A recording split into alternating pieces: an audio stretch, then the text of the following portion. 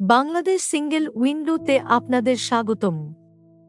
Radio communication apparatus no release certificate required আমদানির জন্য BTRC থেকে কিভাবে একটি এনওসি এর জন্য আবেদন করা হয় এই বিষয়টি আজকের ভিডিওতে দেখানো হবে।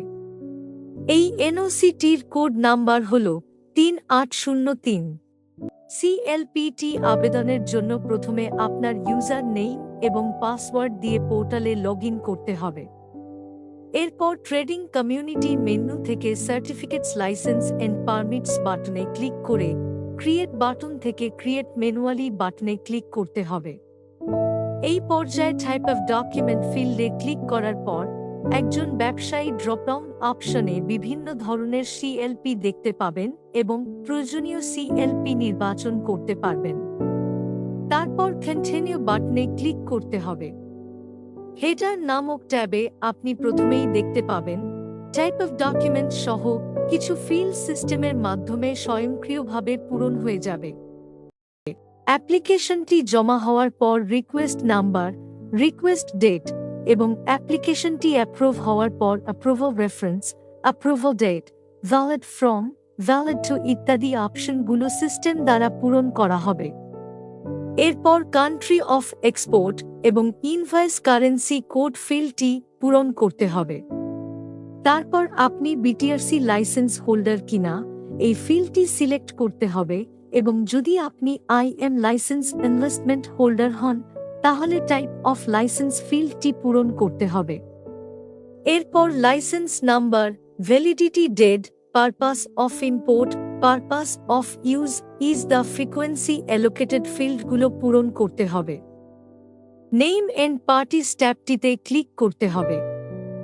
এই পর্যায়ে company code and name, company address, company phone, company email অপশনটি সিস্টেমের মাধ্যমে পূরণ হয়ে যাবে। আপনি চাইলে ফোন নাম্বার এবং ইমেইল অ্যাড্রেস পরিবর্তন করতে পারবেন। এরপর এক্সপোর্টার অথবা সেন্ডার নেম এন্ড অ্যাড্রেস অপশনটি পূরণ করতে হবে। আপনি যদি ইন্ড ইউজারের জন্য উক্ত পণ্য আমদানি করেন সেই প্রতিষ্ঠানের নেম এন্ড অ্যাড্রেস ফিল্ডটি পূরণ করতে হবে। তারপর আপনার আইআরসি সংক্রান্ত তথ্যগুলো পূরণ করতে হবে এবং ডিক্লারেশন ফিল্ডটি ক্লিক করতে হবে। আইটেম ট্যাবে ক্লিক করে ক্রিয়েট নিউ আইটেম অপশন দেখা যাবে। অপশনটি ক্লিক করে কমোডিটি কোডে আপনার প্রয়োজনীয় এইচএস কোডটির প্রথম 2 অক্ষর বা 2 সংখ্যা টাইপ করার মাধ্যমে ড্রপ ডাউন অপশন থেকে প্রয়োজনীয় আমদানিকৃত পণ্যটি নির্বাচন করতে পারবেন। এই ক্ষেত্রে কমোডিটি ডেসক্রিপশন ফিল্ডটি স্বয়ংক্রিয়ভাবে পূরণ করা হবে। পণ্যের কান্ট্রি অফ অরিজিন বাছাই করুন।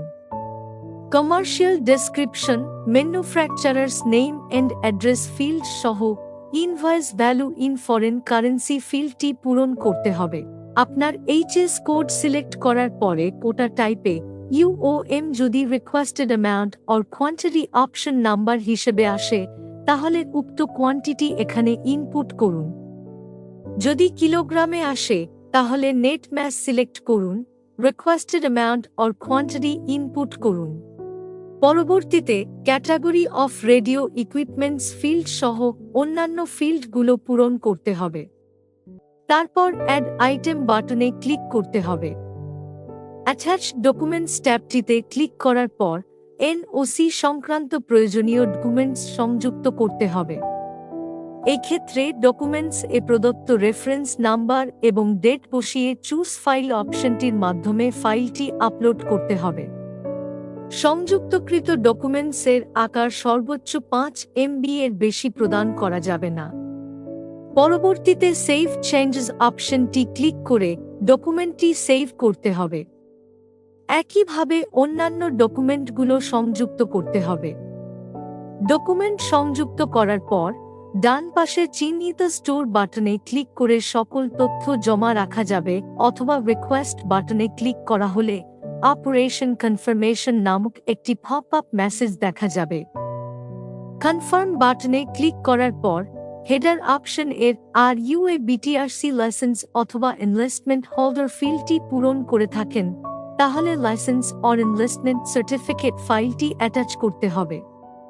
এবং পারপাস অফ ইম্পোর্ট যদি আপনি work order or agreement select করে থাকেন তাহলে কপি অফ ওয়ার্ক অর্ডার ফাইলটি অ্যাটাচ করতে হবে এবং ইজ দ্য ফ্রিকোয়েন্সি অ্যালোকেটেড ফিল্ডটি ইউজ করে থাকেন তাহলে বিটিআরসি ফ্রিকোয়েন্সি অ্যালোকেশন ল্যাডার ফাইলটি অ্যাটাচ করতে হবে।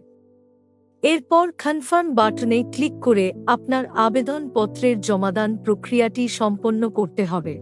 আবেদন প্রক্রিয়া সম্পন্ন করার পর ইমেইলের মাধ্যমে নোটিফিকেশন প্রেরণ করা হবে। আপনার যে কোনো প্রশ্নের উত্তর জানতে অনুগ্রহপূর্বক আমাদের হেল্প ডেস্ক 16139 নম্বরে যোগাযোগ করুন। হেল্প ডেস্ক নম্বরটি সম্পূর্ণ টোল ফ্রি। লাইক, সাবস্ক্রাইব এবং বেল বাটনে ক্লিক করে আমাদের সাথেই থাকুন। ধন্যবাদ।